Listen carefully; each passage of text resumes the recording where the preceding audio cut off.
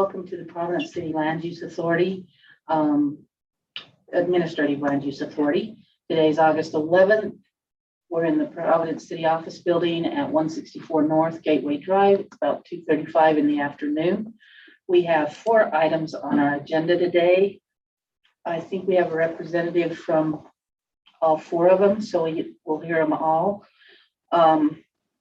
We have Rob Stapley, our Public Works Director. I'm Scarlett Bankhead, and this is Max Pierce, our City Engineer.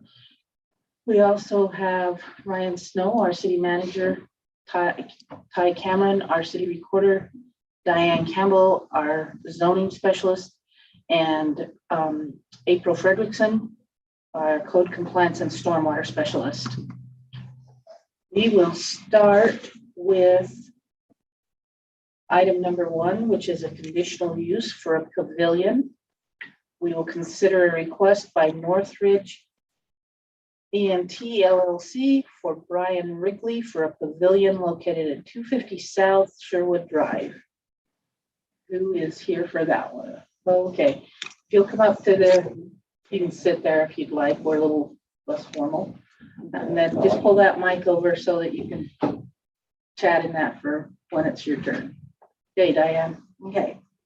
Did everybody get the packets that include the staff reports so that we don't have to read through all this? Do you have a staff report? I don't. Did you get it was in an email. With the agenda.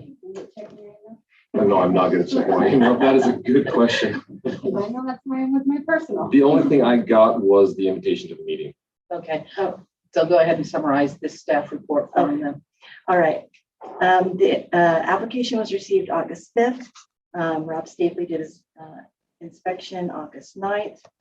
For findings of fact, we used the Utah Code 109A 507, which allows a municipality to adopt a land use ordinance for conditional uses and provisions for those conditional uses.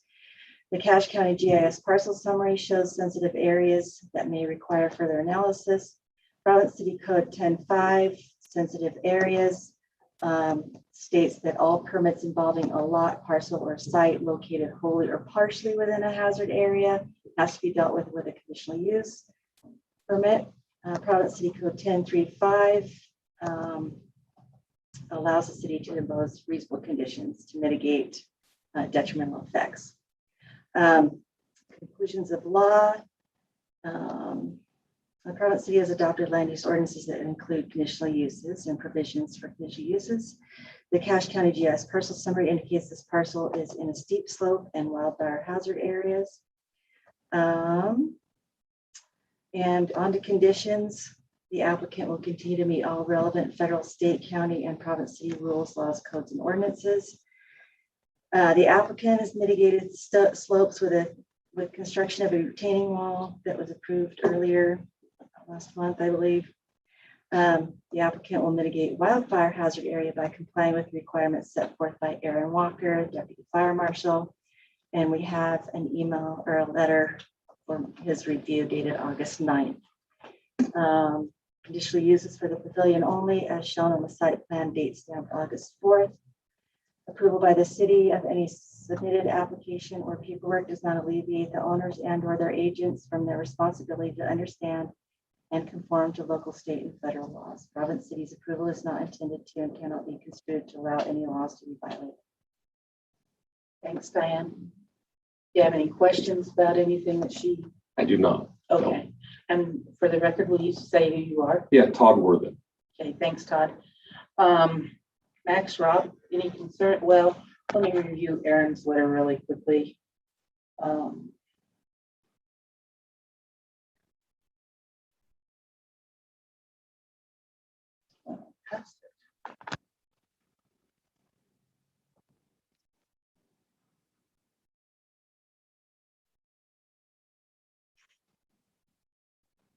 You guys have a copy of Aaron's letter on this one in your packet.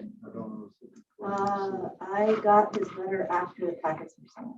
So Do you have it? think yes, I have.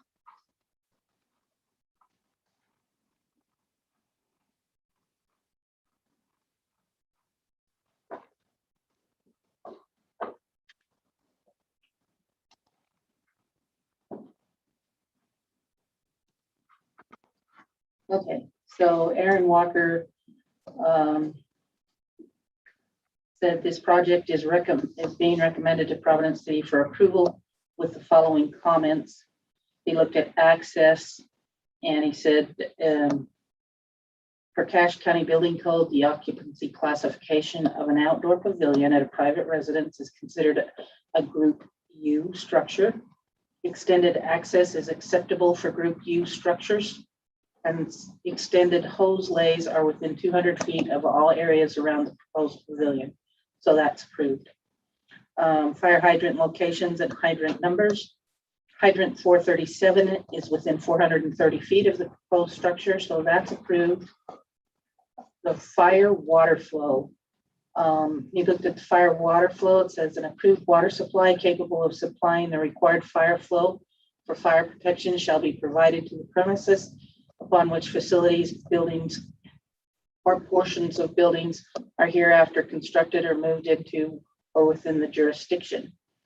Fire flow requirements for buildings or portion of buildings and facilities shall be determined by an approval method. And he has, homes are much larger than the proposed homes in the area are much larger than the proposed pavilion, and as such, the hydrants are assumed to have adequate water available for fire flow, so that's approved.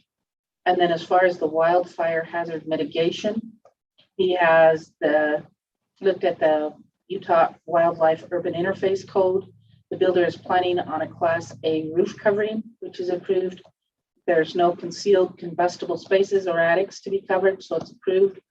If vents are present, the builder is planning on installing non-combustible mesh with openings no larger than 1/8 inch on all vents, and that's approved. Do you have any questions about any of that? Nope, that is fantastic. Okay, all right.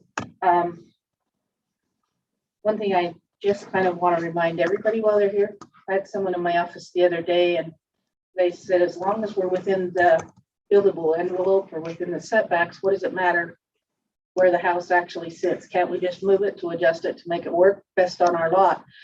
In certain cases, maybe that would work, but when we're dealing with things like making sure that there's enough room for a fire hose to fit around your structure, moving that while you may be within a setback may cause you some grief in the future. So when you bring out your drawings in, we expect county building inspectors and APO or our public works people, when they're out looking at things, we expect them to enforce what's on that site plan. So if things need to be changed on the site plans, we need to know about it. You also provided a letter that is in our packet about the things that you included in that packet. Rob or Max, do either of you have any questions, concerns? Okay, all right.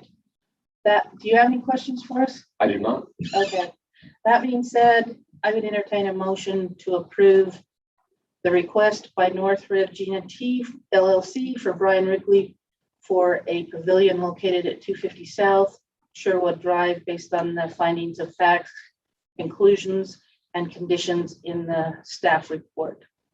I'll make that motion. Motion by Max Pierce, second by Rob Stapley. All in favor? Aye. Aye. Any opposed? Voting was unanimous. Thanks, Todd. Thanks so much. Try to make it the easy one for you for today. So. Okay. And you know the drill. Diane will get the record of decision and then give you a call and you can come and pick that up and go from there. Sounds great. Thank you. Yep. Thanks, Diane. Okay, item number 2. Looks like you, Jessica. I've never done one of these before. How does it work? You know, You're Diane, right?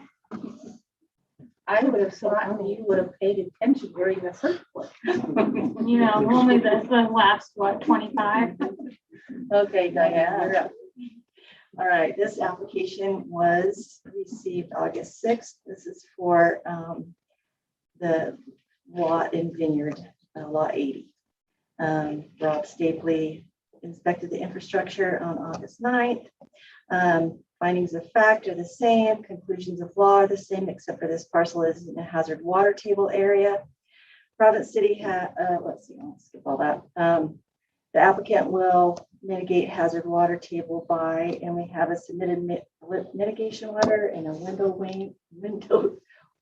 well drain detail. Conditional uses for the residents only as shown on the site plan, date stamped on August 6th. Barely made it in this meeting. Approval by the city of any application submitted or paperwork does not alleviate the owners and or their agents from their responsibility to understand and conform to local, state, and federal laws. Providence City's approval is not intended to and cannot be construed to allow any laws to be violated. I can't remember, Jessica, did I ask you to say your name for the record? No, but I'm Jessica Williamson with Visionary Homes. Okay, thank you. Do you have any questions about the staff report? Nope.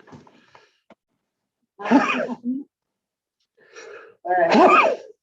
I'm not going to read their letter in, but we do have a letter that says that they had a geotech study done, and as part of that geotech study, they did find groundwater that meets our hazard groundwater definition, and so the engineering firm recommended a land drain as a acceptable mitigation strategy. Vineyard has been using that strategy since they started their construction. This one is Spring Hill. Is that the name? That's the name of the? Is that the name of the person, or is that the name of the Plan. That's what I thought. Okay. That's one of our plans. So Rob or Max, do you have any questions, concerns? Oh, nothing I know. Okay. That being said, I would entertain a motion to approve the request by Visionary Homes for a new home located at 124 East, 520 North, Providence, Utah, at Vineyard Lot 80. Based on the findings of fact, conclusions, and conditions listed in the staff report. I'll make that motion. I'll second it. Motion by Rob Stately, second by Max Tierce, all in favor? Aye. Aye. Aye. Any opposed? Voting was unanimous. Thanks, Jessica. Thanks, guys.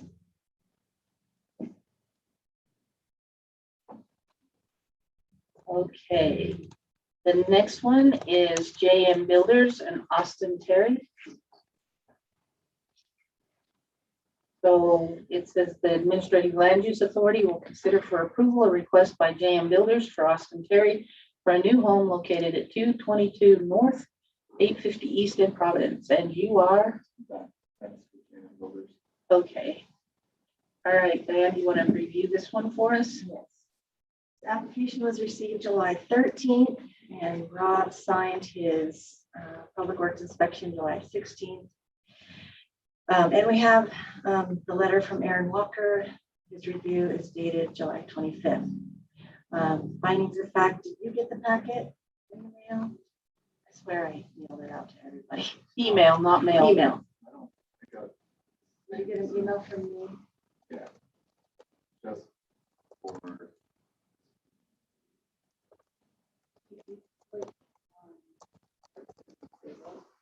Do you have the agenda?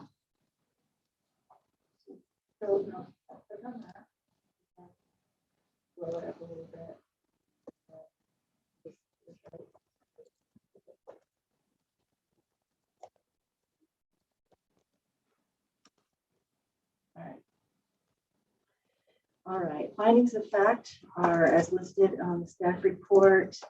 Conclusions of law, the only thing unique to this one is it's in a hazard wildfire, fault line, slope, and landslide area.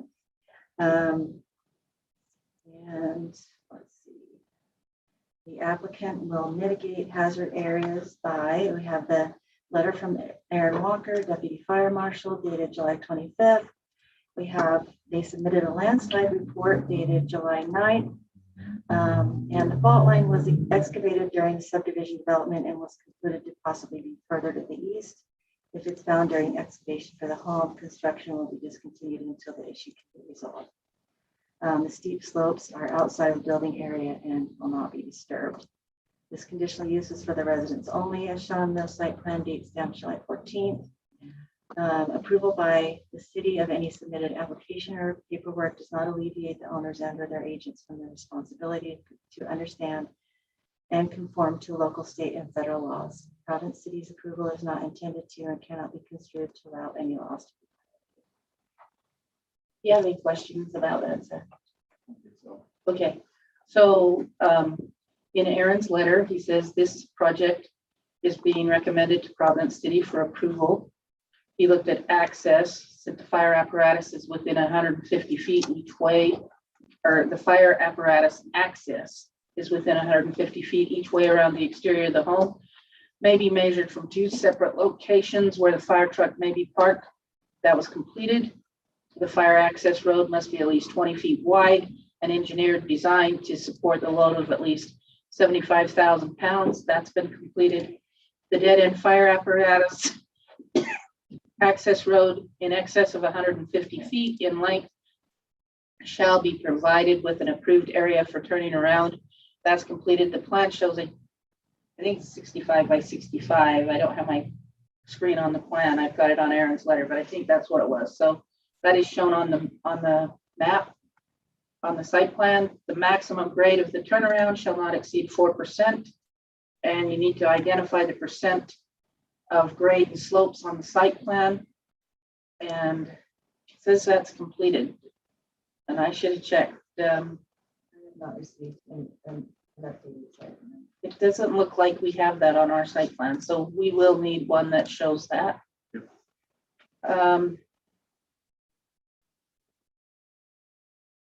Then the existing Bonneville Shoreline Trail, Deer Fence Trail also serves as a permanent emergency vehicle and wildland fire department access easement and must always be maintained as usable as such.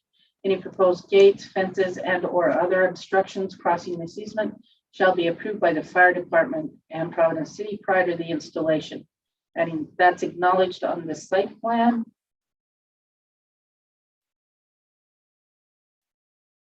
I did have to revise the site plan. Okay. But I'll get that sent back over because obviously everything that's being approved here, I had to revise it and send it to fire. Okay, all righty. And then he's got fire hydrants 488 and 489 located on the west corners of the building lot are within 600 feet of all buildable areas of the lot. So that's approved. He also discusses fire water flow. Fire water flow calculation area shall be the total floor area of all floor levels within the exterior walls and under the horizontal projections of the roof of the building. That's identified and confirmed.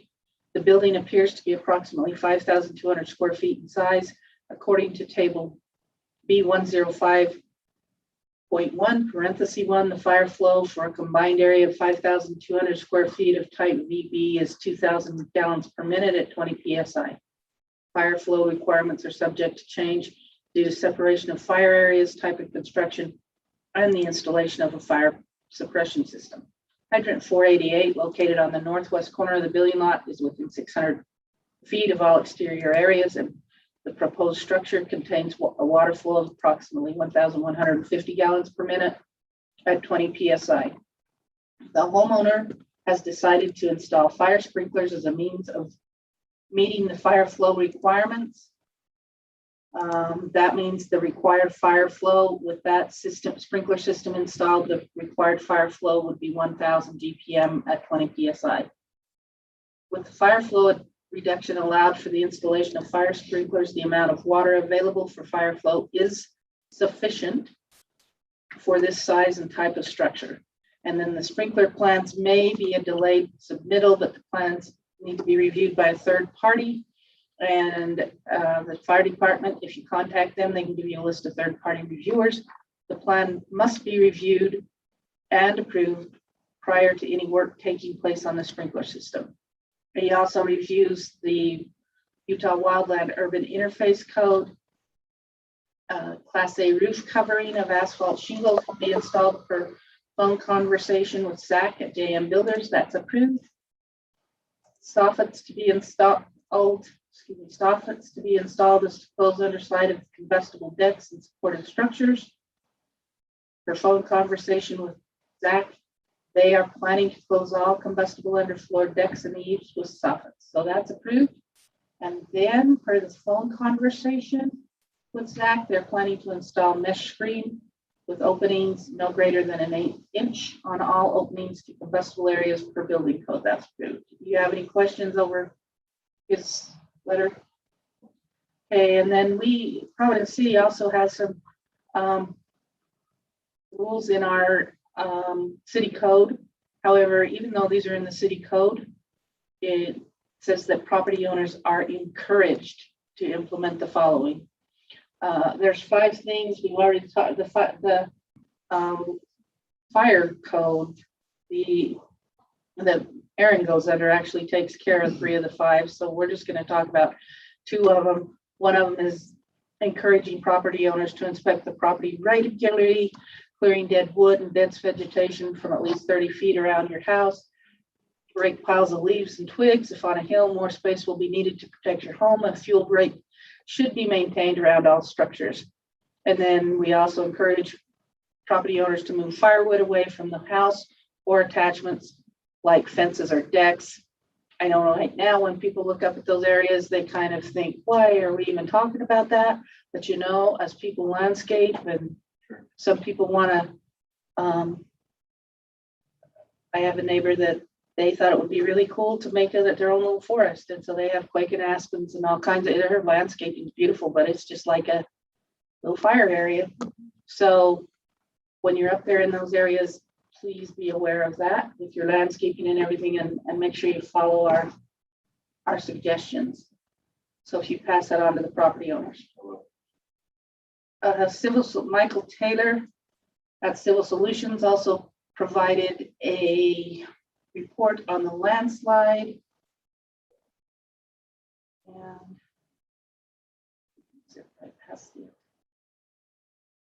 his conclusion.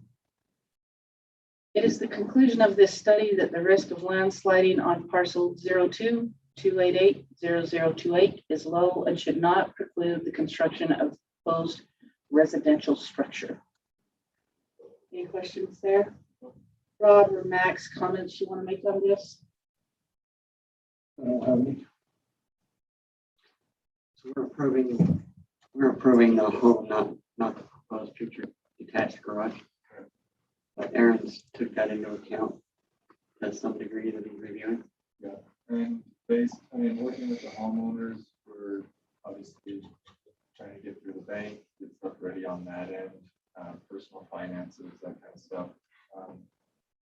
That probably would be a question of mine to you guys. I think the plan as of right now would be, once we get site work done and figure out exactly how things are going to rest and that land type up there, it's got some steep slopes, and we just gotta figure that out between me, the homeowner, and excavator, and make sure everything's approved through you guys. That secondary structure is just a proposed.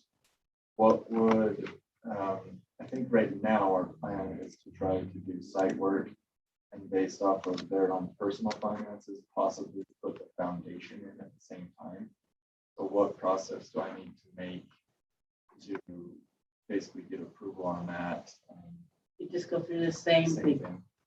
I don't know if Aaron asked you to do this on the site plan or not, but your site plan, while you've got dimensions on here, one of the very, very important things that is not on here, unless I'm just looking right over the top of it.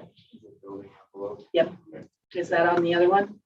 I believe it is. So Okay, make sure if you- it's not, yes, make it sure is. that it is.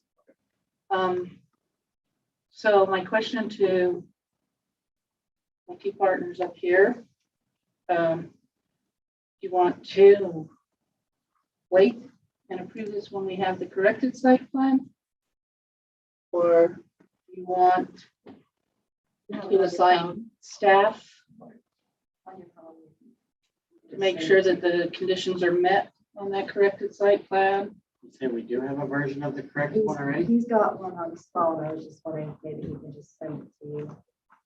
So you can- Is it got a lot of changes? I mean, is the driveway and pretty much everything relatively the same, just minor changes? What I was missing for Aaron was basically the approved turnabout. And so I had to make a variation of like a Y to make a turnabout. I believe that's the only thing that was changed. And then you would have the grading of the turnaround on there. And I just put, yeah, I cited everything that he asked for on The notes that on site there? plan.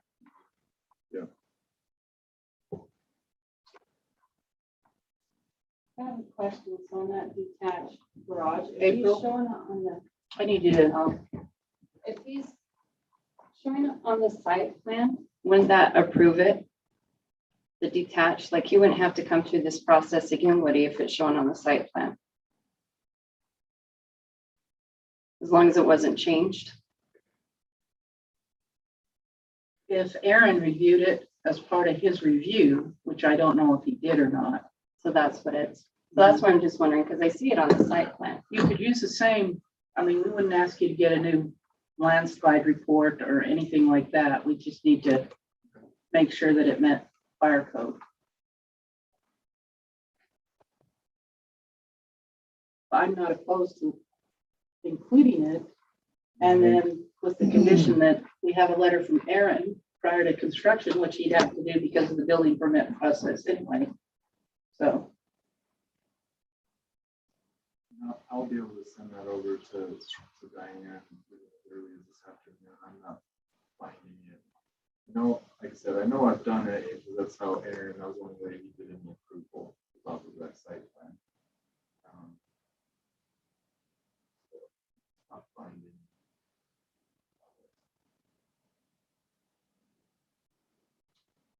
I'm a little bit surprised that the driveway is as straight as it is. I can't think of any of the other ones that managed to make a straightish shot up that hillside to meet what Aaron Walker's requirements for a fire truck without doing more of a angular or switchbacky driveway. But I'm not saying you haven't done your homework, but as far as getting those shots and grades zeroed in to make sure that you do meet his requirements there. Sure.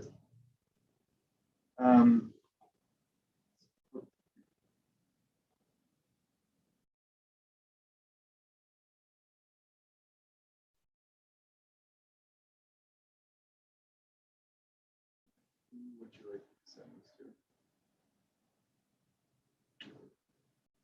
you can send it to S Bankhead, so SBANKHEAD at Providence .Utah .gov GLV.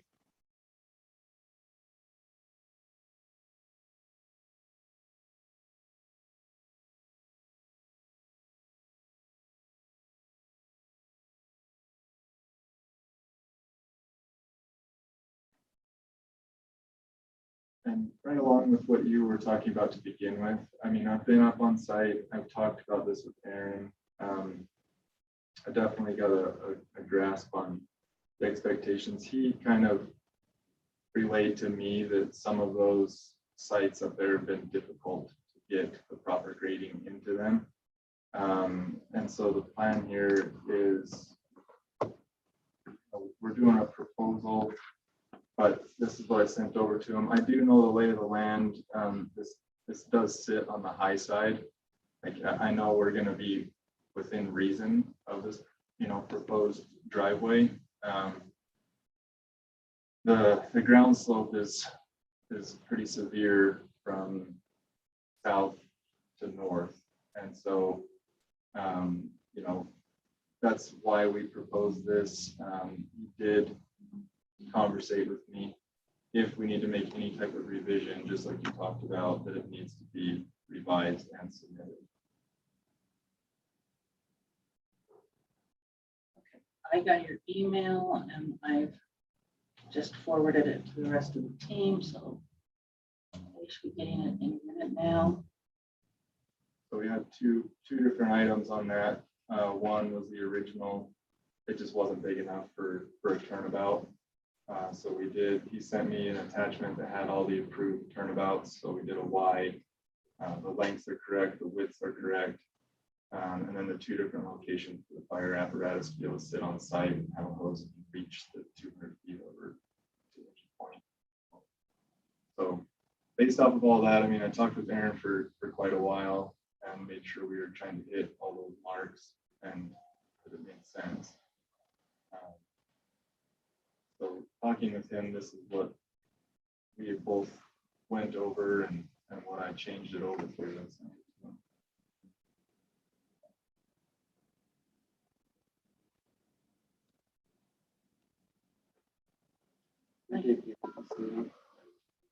My concern is on this one, Zach, it doesn't have the building involved. In fact, it kind of misleads you on it because normally our building setback in the front is 20, but on these lots, up in the little baldy, it's not 20. It's back wherever that front setback of that building or wherever that front line of the building envelope is, that's where it is. And it's about 150 feet, if I remember right, on most of them by the time you get from the road through the 80-foot wide Pacific Core area. Then you're back, right close to 150 feet. Yeah, So I showed 200 to the start of the home, and then I do show the 80 feet for the Pacific Core easement. So I do need to get that the proper building envelope portion. And I know it's not showing it, and I'll be happy to revise it and get it back over to you ASAP. But I do know that based off of these measurements, it is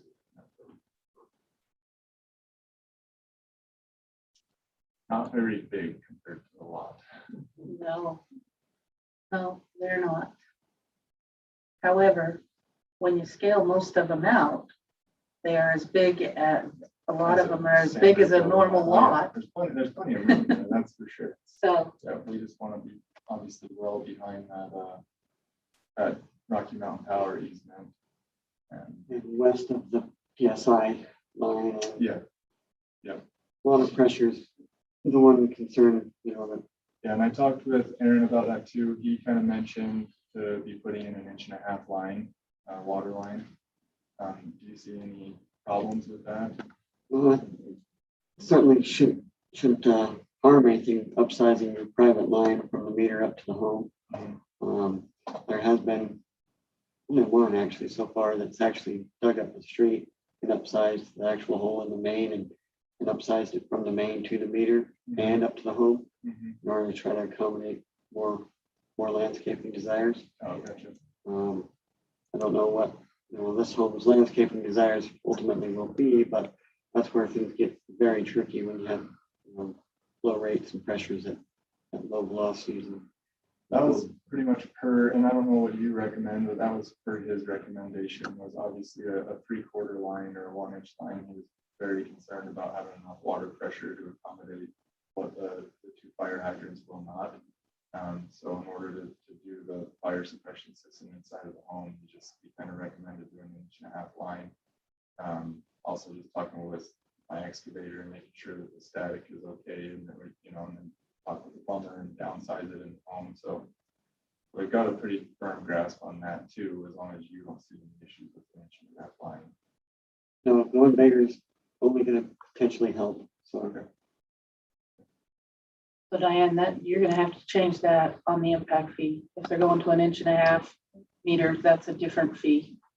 I'm not so sure he's planning on going with a bigger meter, Yeah, I don't think just from the meter to the home, from the, Oh. so that he loses the friction loss and that small pipe up that long hill. right. Oh, okay, all right. Yeah, we shouldn't necessarily need to swap out a meter. Just making sure we have an upsized Okay, private line. okay. If for some reason, your homeowners and landscapers and architects, whatever just they want to do when it comes to the amount of landscaping, you'll need to work with us to cut the road and put in a bigger meter vault if that's what's desired. Okay.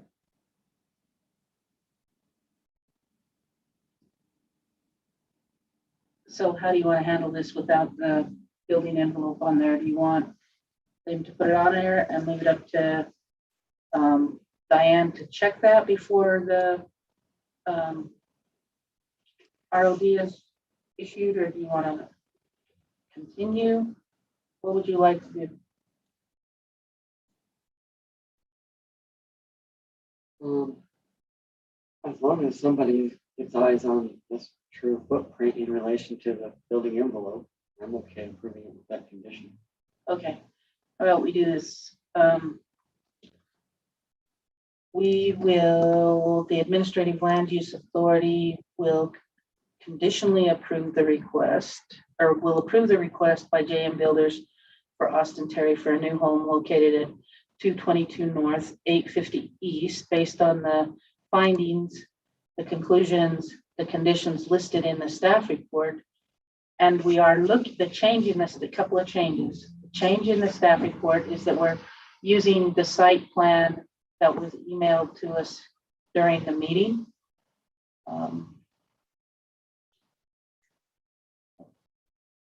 Can't see a date on there.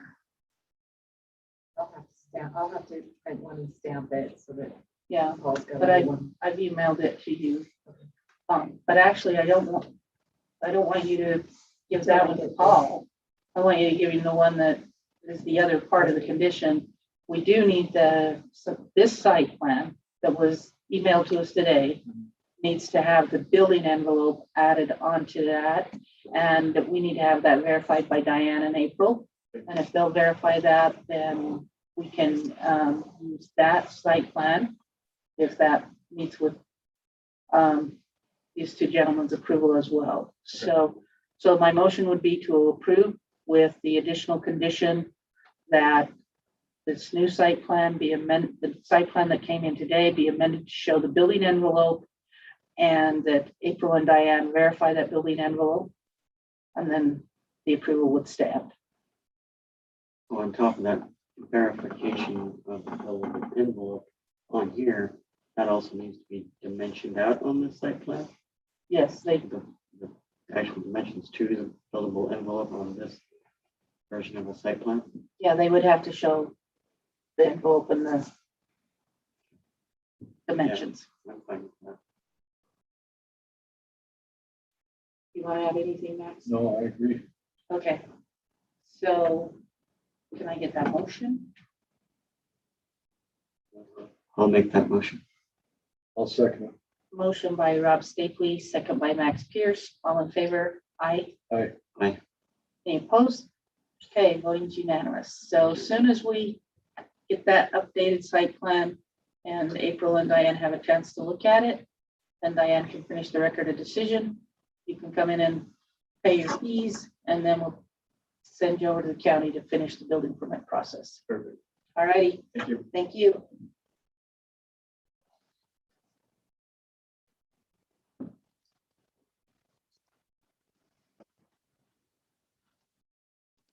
Okay, gentlemen, looks like Summers Construction and Josh and Melissa Miller would like a conditional use for a new home located at 116 North, 850 East. And Diane, if you want to go over that with us. This application was received July 20th and Rob did his inspection on July 21st, and Aaron Walker did his review and stated August 4th. Findings of fact are the same, conclusions of law are the same, except for this property is in wildfire hazard, hazard slope, and hazard earthquake fault areas. The conditions, the applicant will mitigate wildfire area by conforming to the requirements in the letter from Aaron Walker dated August 4th. The steep slopes are outside of the building area, so they will not be disturbed. And the statement about the fault line being excavated during the subdivision is on the report. So if anything happens and it's excavated during the construction of the home, then will have to be dealt with. This conditional uses for the residents only as shown in the site plan, date stamped July 20th. Approval by the city of any submitted application or paperwork does not alleviate the owners and or their agents from their responsibility to understand and conform to local, state, and federal laws. Providence City's approval is not intended to and cannot be construed to allow any laws to be violated. Did you get a copy of the agenda packet and had a chance to look at this? Do you have any questions about what she just went over? Okay. I'll hurry and go through this, but I do have a couple of questions after we go through Aaron's letter. He said the project is being recommended to Providence City for approval. He reviews the accesses. Says the access are allowed to be extended with the installation of an approved automatic sprinkler system. Furthermore, the code allows for an exception to access where access cannot be installed due to topography and an approved alternate means of fire protection has been provided. And he's got that's been completed. This is the first time I think we've used that particular exception, so I'm going to have you talk about that for a minute when we get done here. The dead-end fire apparatus access road in excess of 150 feet in length shall be provided with an approved area for turning around the fire apparatus. Identify and provide dimensions for an approved fire department turnaround. It says that's completed. So I'm going to ask, is this site plan, did you send him an updated site plan, or is this the site, has that stuff been completed on here? Because I'm not seeing some of this. You should have the updated, I've got it right here, as for the dry hydrant that he was requiring, showing on that, the location of the dry hydrant. Am I just looking over the top of it? Can either of you guys? I didn't see No, I don't think we have the updated one. Can I bring those? Sure. I You can bring it up. I'll show you the one that we have. And you can show me where I'm missing.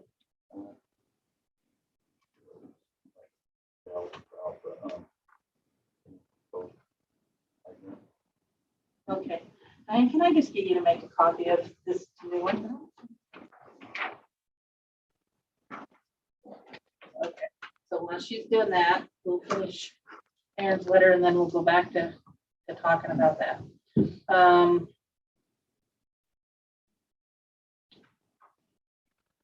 And then he's got the maximum grade of the fire department access road shall not exceed 12%.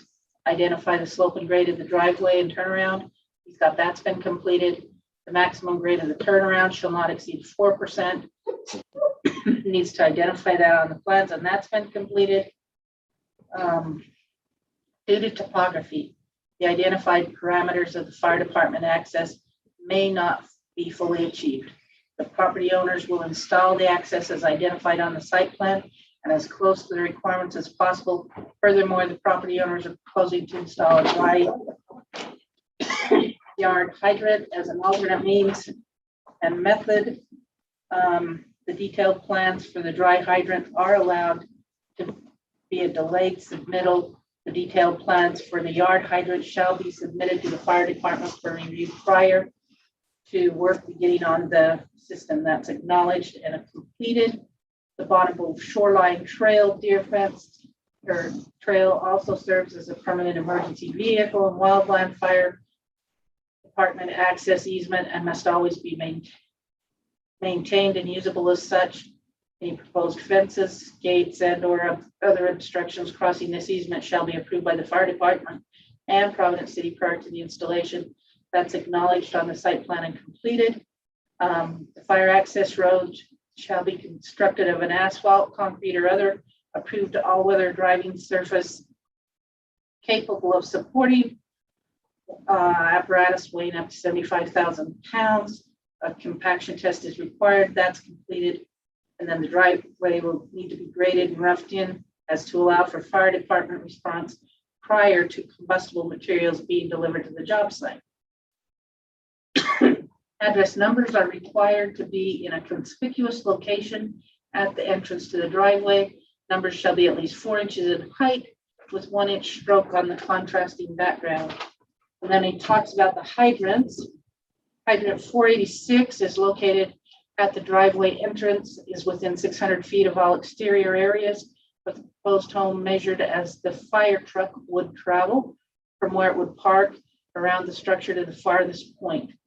And then talks about the fire water flow. This building appears to be approximately 8,785 square feet, which would require 2,500 GPM at 20 PSI. Fire hydrant 486, located at the southwest corner of the building lot, is within 600 feet of all exterior areas. It has an approximate water flow of 1,161 GPM at 20 PSI. There are 2 fire hydrants within 600 feet of the proposed structure. Experience has shown when flowing both hydrants and not dropping below 20 PSI, there is approximately 1,250 GPM available with a 0.13 gallons per square foot multiplier. Fire flows would be 1,142 GPM at 20 PSI, so that's approved. It says that the homeowner is elected to install the approved sprinkler system, and that's approved.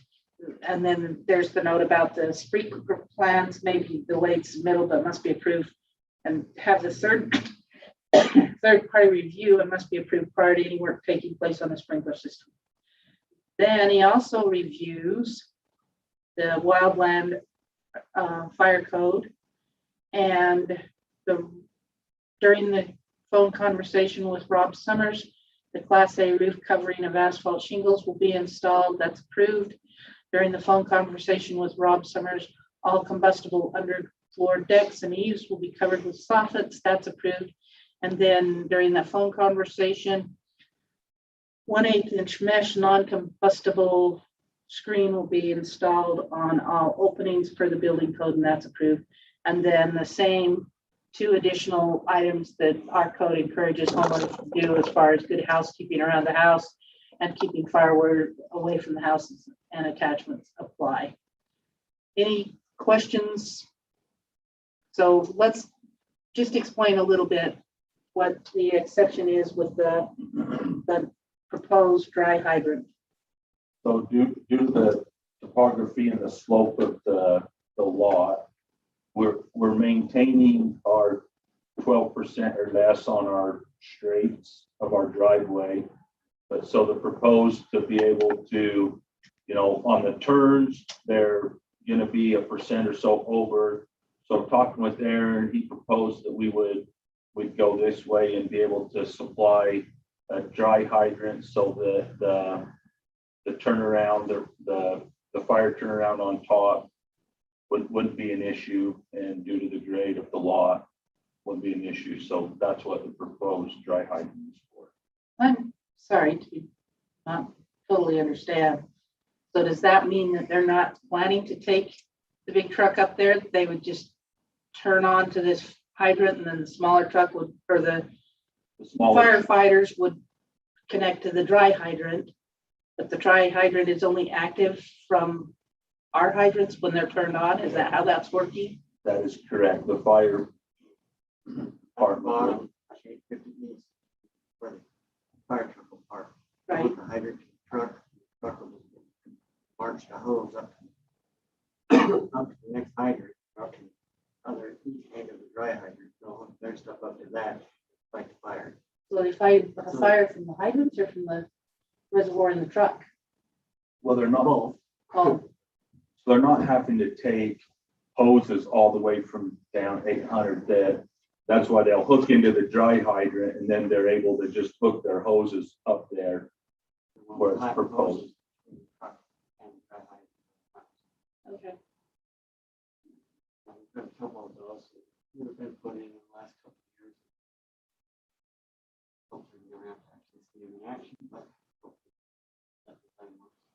similar to what they do with condos and such. So Rob, down at the street, then, is there just an FTC there that they, it's not an actual hydrant down there? It's an FTC. It's that. Yeah. Okay. Let's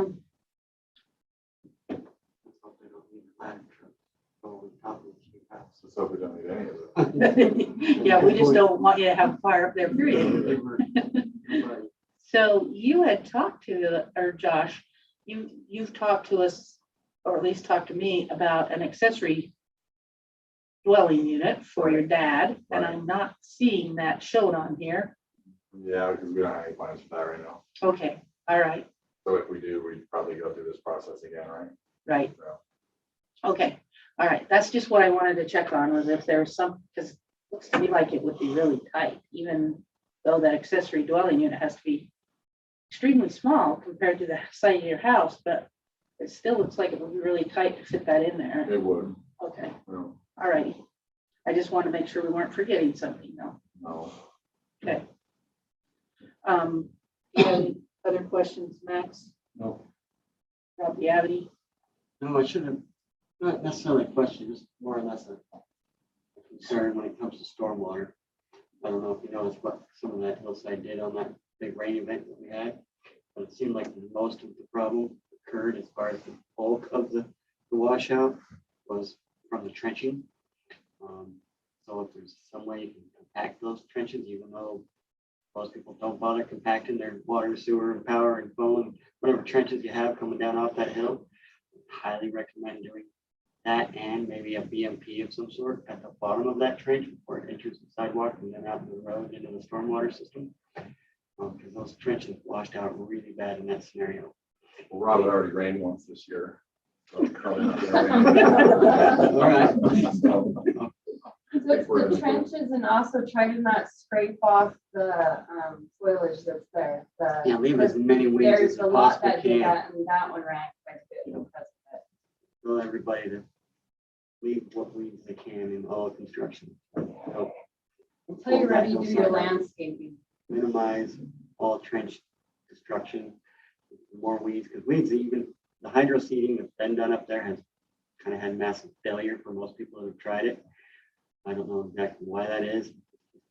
You know, they're not doing it right time of the year, water, whatever, or if it's just that soil does not like to grow very well, got some better soil added to it or something. But vegetation is what really needs to stay in order to try to hold that clay in place.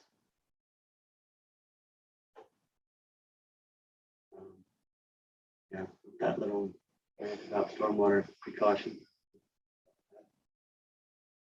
I guess the thought just came to me, you know, the idea of upsizing your water line. Are you thinking the same thing, or? It's already been addressed. Aaron addressed that with an 1.5-inch line as well. My question is your meter set a 1 inch or a 3/4? 1 inch. Okay. But when you start doing landscaping, you'll definitely want to have whoever does that thought process on zones and solenoid control boxes, how many and all that kind of stuff, because you'll need quite a few. What's an upgrade? You guys have a ballpark fee if they were to upgrade the meter to the 1.5 inch? What that? You know, there's a few different. It increases, I actually think that it, The impact fee. it's about 4,000 something. I think for the 1.5 inch meter, I think. So you'd have to go to a vault instead of a barrel. You'd have to go to an 1.5 inch meter, which will initially cost more as well. And you'll have the impact fee, which will be higher. And you'll also have a higher base rate forever when it comes to your water bill. So those are just the 4 things that you think about when it comes to upsizing that. But what you might gain out of that may very well be worth it if you can't ever shower at the same time as your sprinkler system is running all the time. And so there's just things you gotta try to think about. You also have the fees to repatch the road and all that as well, or was that included in the 4,000 No, that would be an addition. in addition? The cost of getting the road encroachment permit and the contractor to do the work out in the roadway and upsize all that for you.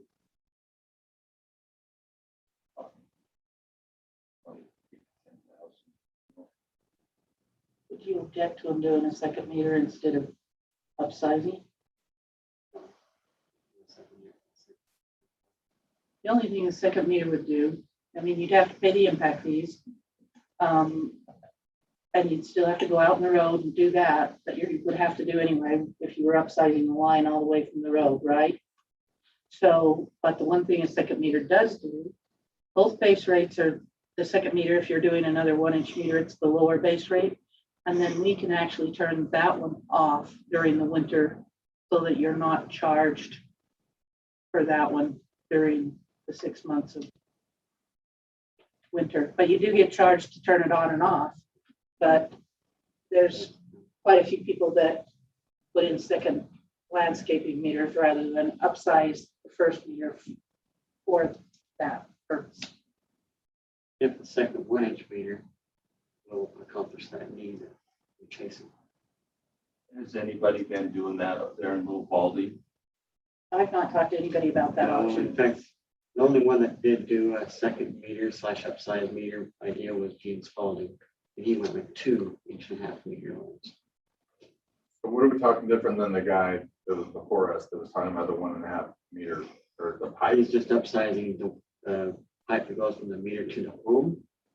Since it's a 1-inch meter, so you're not ever going to get more than 1-inch meter worth of water through that line. But when you upsize the pipe size going up to the home from that meter, you'd have in a long distance, especially if it's got a lot of turns and elevation, you lose a lot of velocity when it comes to friction loss. So you'll lose a lot of your GPM in that pipe's ability to take care of. Right. Are we talking about doing something different than he's doing though? We are discussing doing something different. Yes, if you was to add another meter or even going to the road and upsize that meter through the ball to a 1.5 inches to get that flow.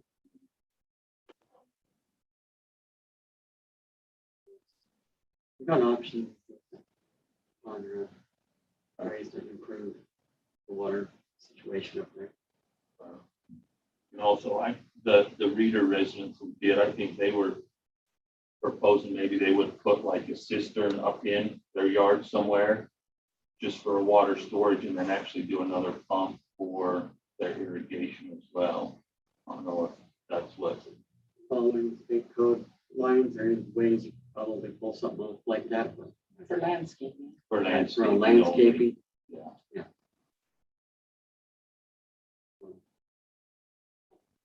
For secondary watering purposes, that might be another cost that you have to look into, but a different way to tackle the same need. So those are all decisions we can make later. Yeah. They don't particularly affect the part of the site plan that we have to worry about. Right. So you can make those later. Any other concerns, Ross? So the south side of this property, is right up against our property easement. Yeah. Well, I guess, I don't know if you know your neighbors yet, the Whiteners. They didn't, they signed the paper for, Okay. or no, you just listed them on there, right? I don't know. I know him.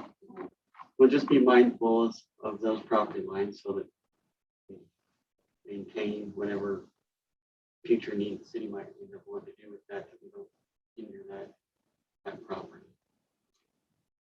And Rob called it an easement. We do have an easement along the side of your property, but our property is actually our property. It's not an easement.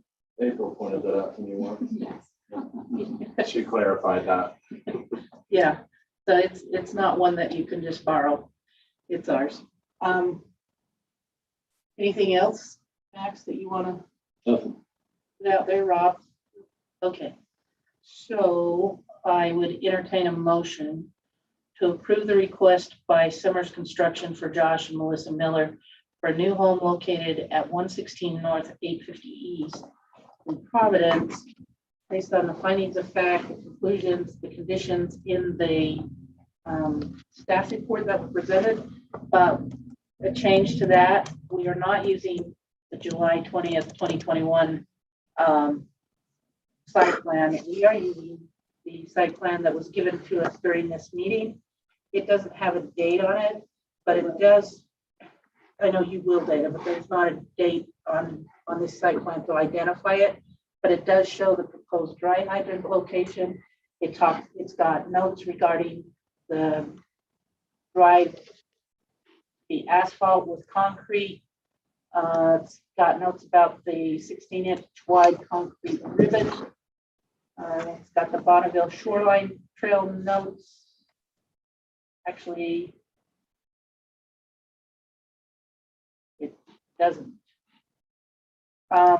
It's got the Bonneville Shoreline Trail fence line is a temporary trail easement until the trail is located. That's true for the trail, but not for the road. The road is a permanent easement.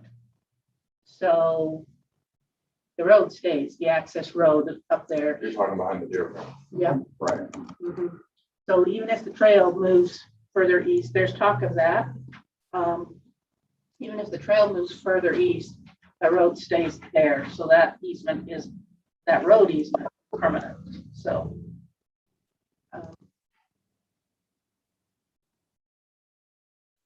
And I don't see anything else. This one does show the billing envelope on it. So I think other than that, not identifying that the road is a permanent easement, I think everything else in this site plan that we got today is correct. Did you have a chance to look at it? Yep, I did. Did you, Rob? You want to add to that at all? No. Okay. That being said, I would entertain that motion to add the change that we're moving to this newer site plan. I'll make that motion. I'll second it. Motion by Max Pierce, second by Rob Stately, all in favor? Aye. Aye. Any opposed? Voting unanimous. So, thank you. Thanks, everyone, for your time. Thanks. Have a great afternoon.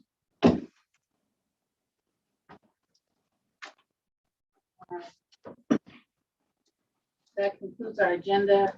I do have one quick request.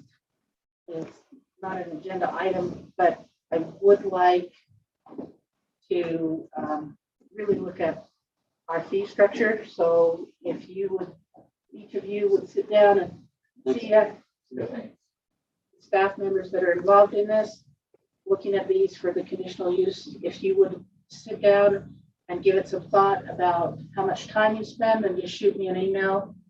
I don't expect you to say I spend 57 minutes. I just want an average amount of time, and then we'll look at how much time goes into it so that we can make sure we're charging adequate fees on our applications.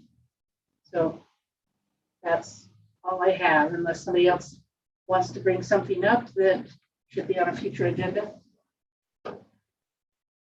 Just want to point out one thing that's probably obvious, but some of these take much more time than others. Well, So I that's recognize you're looking for an average, but I mean, we do have some that are really simple and some that are not so simple. right, and I understand that, Okay. but I don't think we could have a graduating fee. I think we kind of need to have, so my thought would be average on the upside.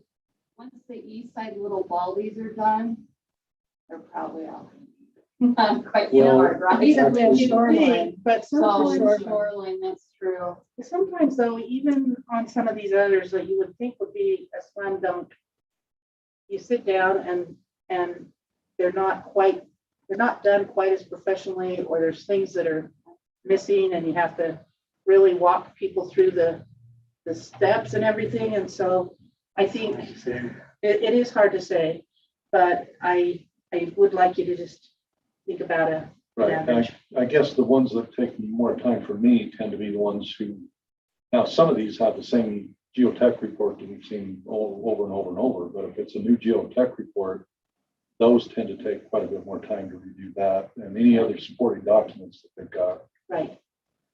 versus a vineyard. I think in your case, it's a little bit different because you could actually bill, you could say, okay, the standard is I'm gonna bill 2.5 hours, or 2.5 hours of my time is going because that's what's gonna be in this fee. But if you were to spend more than that, then you could bill the people directly for that additional time, because that is on the application. It does say that professional fees may be billed.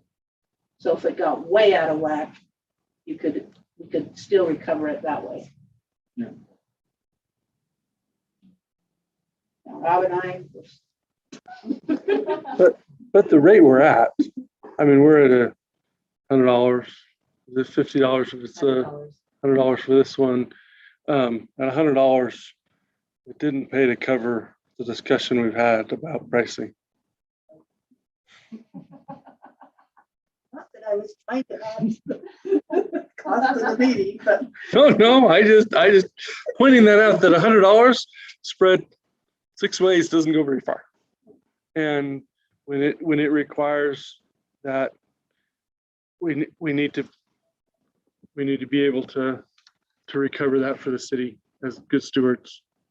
and in order to do that, I do need some sort of documentation. So, like I said, it doesn't have to be exact to the inch, but it has to be defendable if somebody challenges, because a land use fee is something that can be appealed and challenged. And so if somebody challenges it, we do have to be able to support what we did. So, that's why I prefer that you guys each estimate your own time so that I can figure it from that instead of me just roughly estimating everybody's.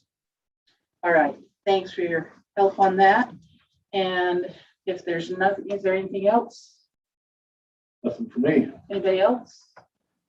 Okay, that being said, I would entertain a motion to adjourn. I'll make a motion, we adjourn. Second. Motion by Max Pierce, second by Rob Stapley. All in favor, aye. Aye. Aye. We are adjourned at